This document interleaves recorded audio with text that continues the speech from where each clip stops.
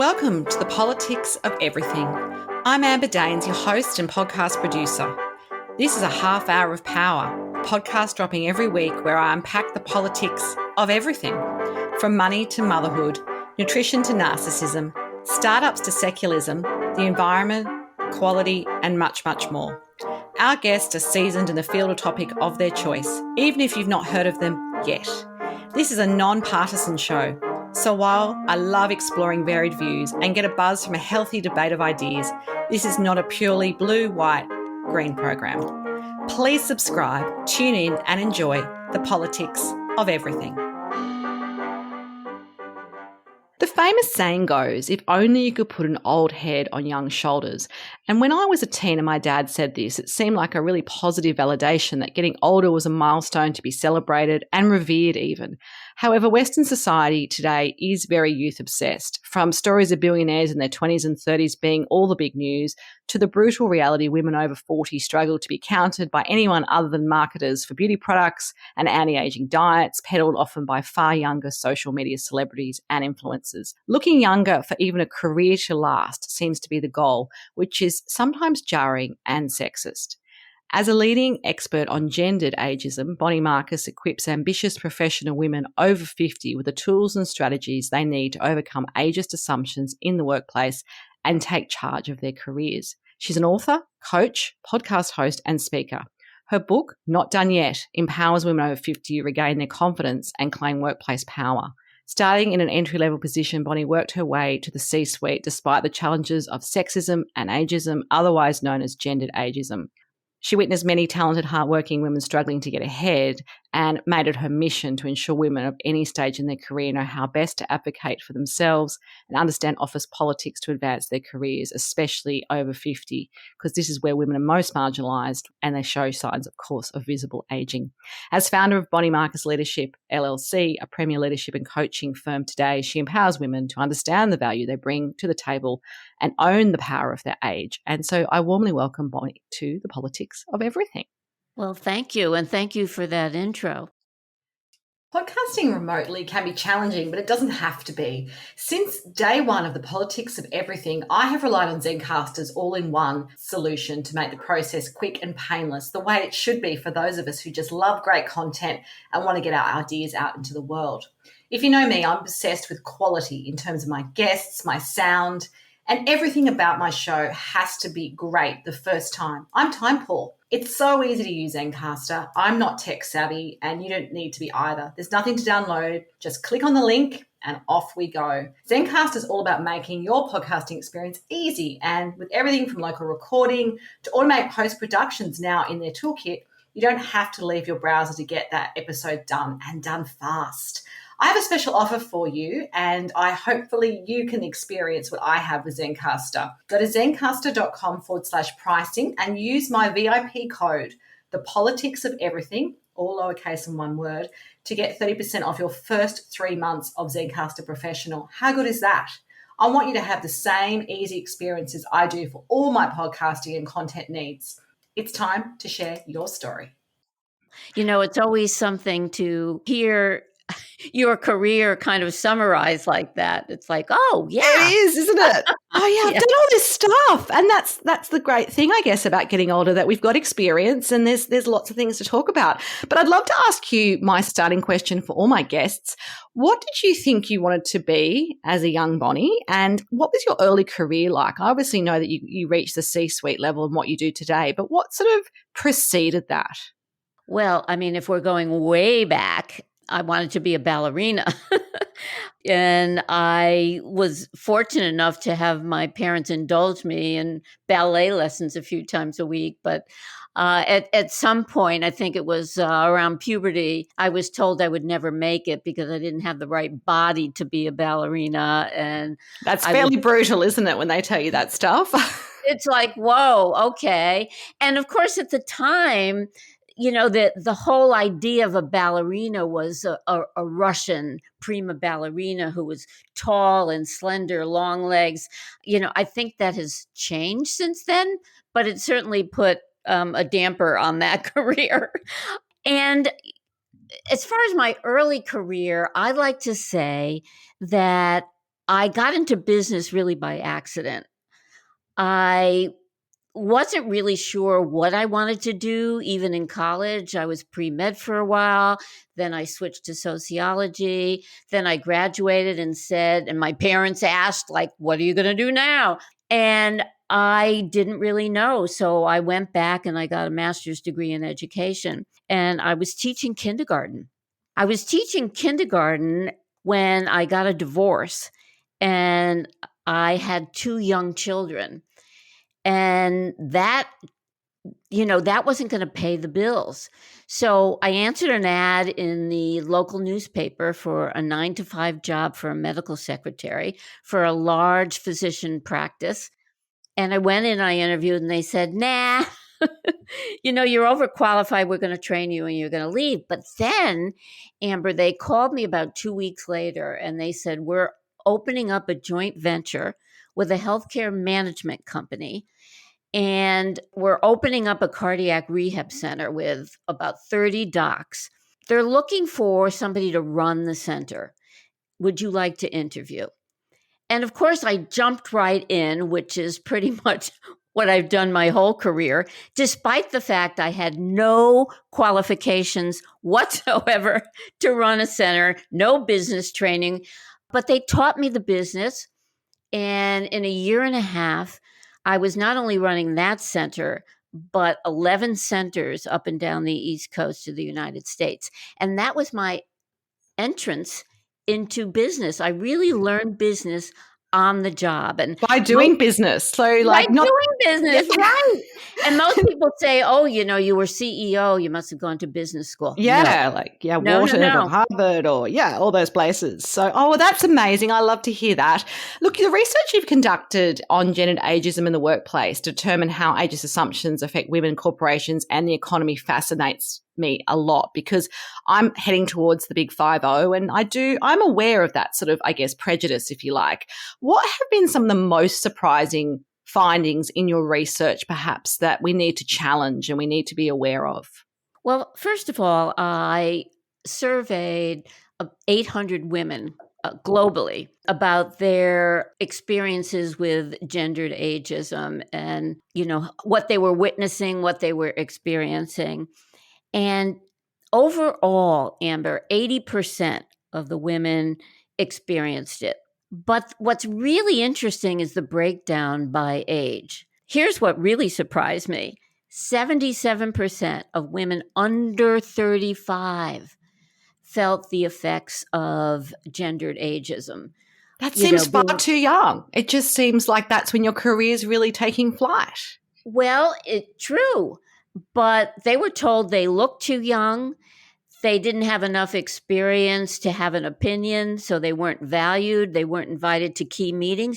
Very similar to some of the things that women over 59 say we're experiencing when they were told, they didn't look the part anymore. They were perhaps too old and their wisdom and experience wasn't valued anymore. But so that was really interesting. The other thing that was interesting is as women approach 35, so the group of women from 35 to 40, 60% experience gendered ageism. And talk about, being at the prime of your career. But really, women at that age, especially if they choose to be a mother, experience the motherhood penalty. And very often they have to take some time off. They fall off the leadership track. They can't get back. They feel a cut in their income, even if they do try to get back. So the motherhood penalty around that age, which is all certainly a part of gendered ageism, was really felt by 60% of the women. And then, really no surprise, women 59 to 64, 88% experienced gendered ageism. Incredible. Well, it's good to have the data behind, I guess, some of these ideas. But what do you think corporations can do to create a more diverse and equitable workforce? And I guess work with women, particularly to empower them to achieve their career goals without that bias of age holding them back. And that probably includes like you said in the survey, younger women who I do recall, I'm now remembering this, 25 years ago when I started my career in journalism, I do remember the editors looking at me and thinking I was too young to do serious news Right. stories. Like, the male cadet journalist would get the politics and business stories and they go, Amber, would you like to do something about charity? And like, it's just that Or sort of inherent bias. lifestyle. Yeah, like beauty, no, thank you. But, and then you kind of, what's the sweet spot then? And I think that's going to be the challenge, right? Like, how do you make it sure that we're not, just keep going with what's kind of been the biases all the way through our careers? Well, I think it's very important to acknowledge that it exists and to educate, because very often there are certainly instances that I've experienced myself where somebody will make kind of an offhand comment about me or my age or somebody else's age, and they don't even realize that it's ageist. Because we don't say anything. We don't acknowledge it. We kind of suffer in silence. And I think it's really important for us to be aware that it's not always malicious, that a lot of people have, in fact, I would say the majority of our society have internalized these ageist beliefs. And they're not being malicious when they make a joke or a comment. It's just a part of their belief system. And we need to acknowledge it and call it out. I think that in the workplace, we definitely need to acknowledge that it exists. And that has a lot to do with education. It has a lot to do with training. It has a lot to do with leadership saying that we acknowledge that this is one of the initiatives that we need to take on in our, diversity, equity, and inclusion. With Yeah. that in mind, with that kind of intention, then to look under the covers. And this is really important, to look at your hiring and recruitment practices. What are the criteria for promotion? What are the criteria for raises? And look at, the data. Who is getting promoted at what point? Who is getting the raises? How are your hiring practices affecting women across the whole age demographic? And especially with the use of artificial intelligence now, I think that, and the bias that is kind of ingrained in the coding there, that companies really need to take a good hard look at it. Training employees on ageism is really important, and creating a safe environment or a forum for women to be able to discuss their experiences without any kind of repercussions or fear that they're going to lose their jobs. So I think, ongoing training and skills at all levels is really important. One of the other surprising things that I found in my research is that 3/4 of the women who experienced ageism didn't take any action because 70% of them felt it wouldn't do any good. They didn't trust HR. They didn't want to risk losing their jobs. And Amber, here's the other thing, that if they did take action and they spoke with their manager, they were really disappointed because their managers did nothing. And 71% were disappointed with HR. So that really points to the importance of training our managers, training employees at all levels. Yeah, no, I hear you on that. I think it's upsetting when there's no action taken, when you've taken that huge step, which is often probably very intimidating to mention it to HR or to your manager, and nothing really happens, nothing changes. That's kind of going to really demoralize you in many ways. Right. Yeah. And continue to. And it just perpetuates the silence. So women will say, well, why bother? And they don't speak up. And then corporations say, we don't have a problem. Nobody's complaining about anything. So it's really important to empower women, to give them the voice, to give them the safety that they can speak up. And I liken this to where women were before Me Too, right? Before the Me Too movement, we felt that we didn't have a voice. We felt that, we we would suffer if we spoke up. We'd lose our jobs, we'd lose opportunities. And it wasn't until women started to, one at a time, but started to say, hey, this is happening and speak up, that collectively women really found their voice and made a difference. So, flipping it the other way, what are some of, I guess, the main or necessary tools in your view that women need to empower themselves in the workplace to ensure that not only are they being heard, but they're actually getting that seat at the table and that their age and their gender are not seen as pluses, which can be, in some ways, yep, you're young, you're going to do all this stuff, we won't have to pay you as much, or the minuses of, yeah, you don't maybe look as good as you did once, or we just think we can do this cheaper with someone who's younger. Like, how do we make sure that women, in some ways, take control back? So this is not something like, a victim-based kind of mindset. It's much more, no, I know these things I'm going to offer and I'm going to be able to really stand strong on that when I go into a workplace. How do we actually equip women to Well, feel that empowerment? I mean, you nailed it right there. I think women need to understand the value that they bring to the organization and own it. And it's important to really figure out what that value proposition is, how your value proposition benefits the organization, and how your work and the way you are able to achieve results, positive results, can help that organization move forward. And that's really important because you want to position yourself as a valuable contributor in the future, going forward, and not just based on your past resume. So understanding that value proposition is very, very important. Another thing that I coach women is to really declare your ambition. Sit down with your manager and talk about, you know, what your contribution can be going forward, how they see you in, contributing in the future, and create a plan around it. Because a lot of managers, and this is a big assumption, will think, okay, she's approaching 50, 55. She wants to cut back. She doesn't really want to work too much longer. And when you put your stake in the ground and you say, no, I'm very much invested in my career, I'm very much committed to continue to do my best work going forward, then you're kind of, debunking that myth that you're on the way out. So, I mean, those are the kinds of things where you take charge, you take control of the narrative, and you position yourself as somebody who has a lot to offer.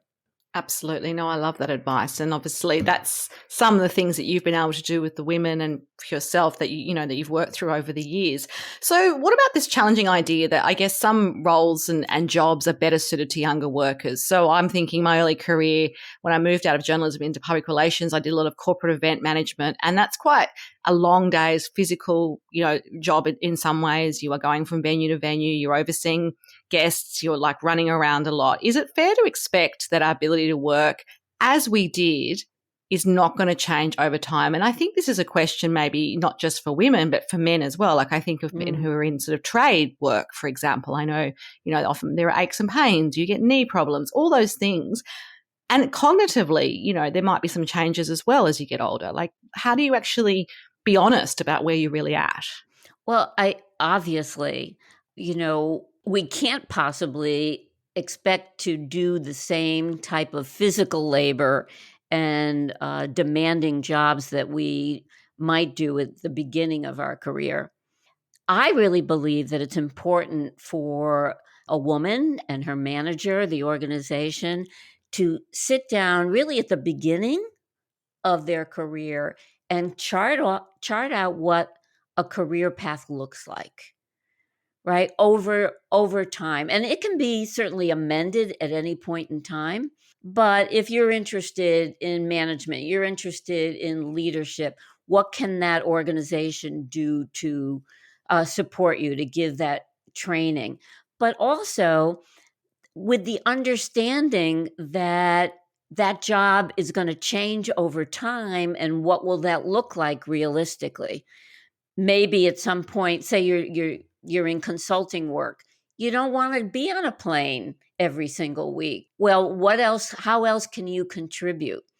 So not necessarily leaving it to chance, but having a plan. And this is especially important for women who may want to cut back or opt out if they are taking care of their parents or their children, because then they can come back and assume and jump right back on that track without a tremendous loss in status or perhaps income.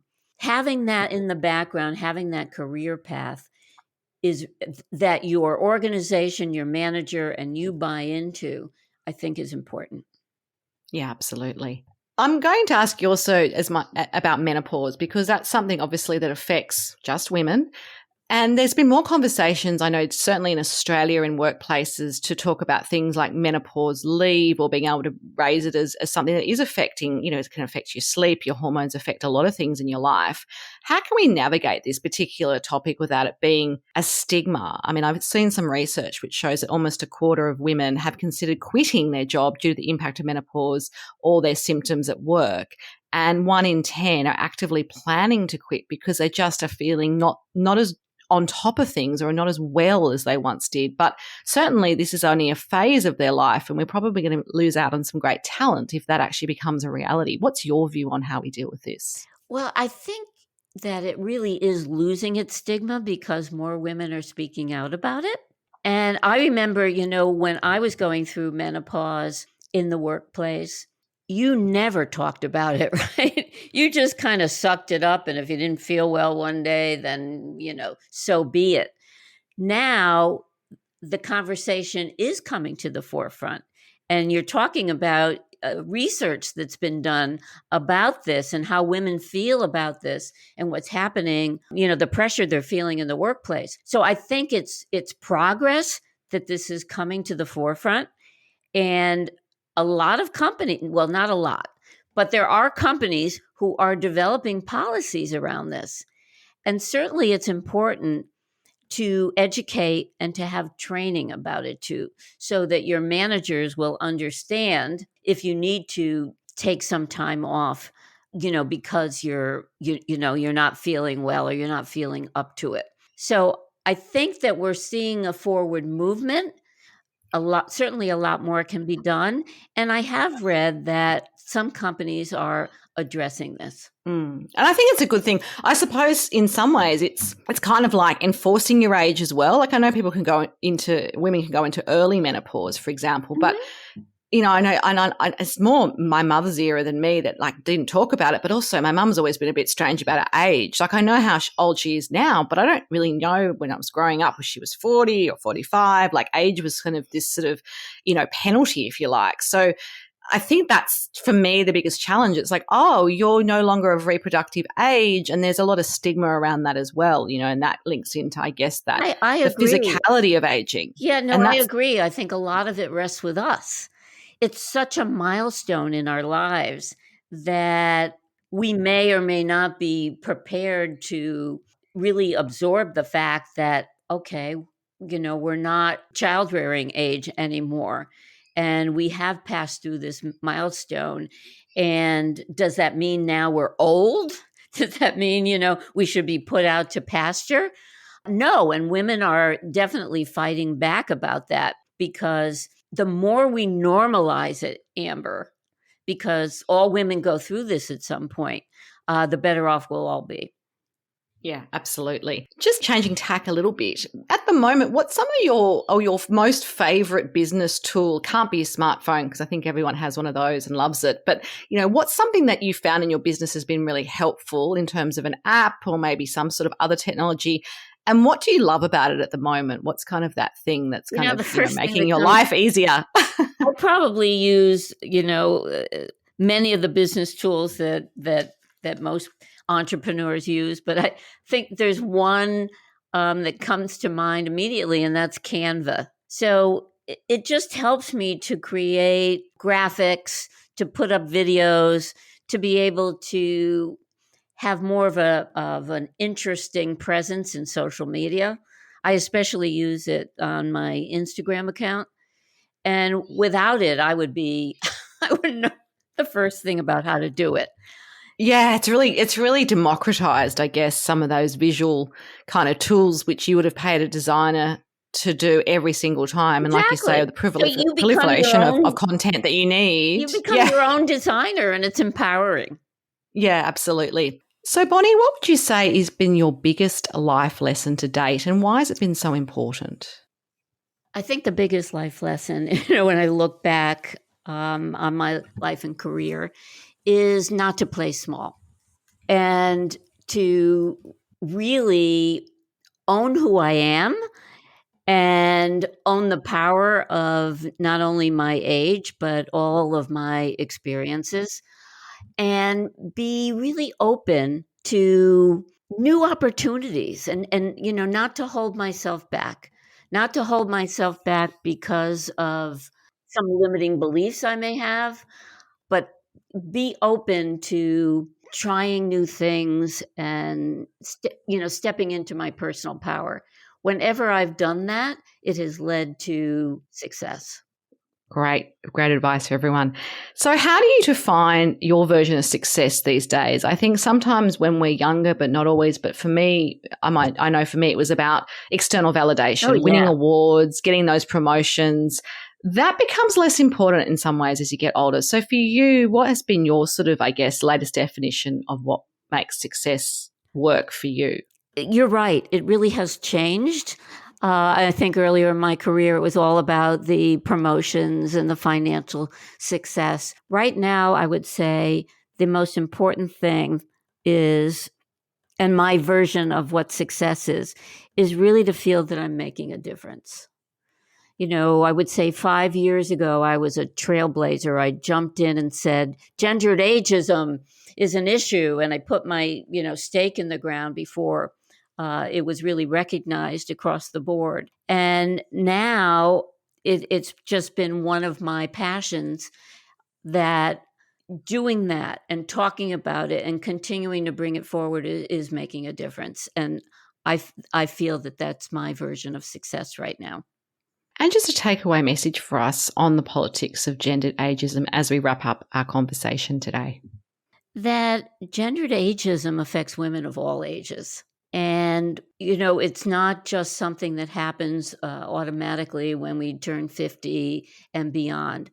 I think that women of all ages at every stage of their career need to understand the effects of gendered ageism, need to be educated on it, need to be not only aware, but also understand how to overcome it and to really not absorb all the internalized ageist beliefs that our society holds, because that's what really takes our power away and keeps us back.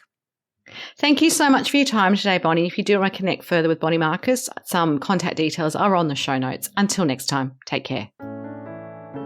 Thanks so much for listening today. If you've enjoyed the politics of everything, I thrive on your feedback. So please add a short review and share the podcast with your network through Apple, Spotify, and all the usual suspects. I'm always on the hunt for new and diverse guests, so if you or someone you know has a fresh idea you're busting to get out there, please email me at amber@amberdanes.com and my crew will get back to you very soon.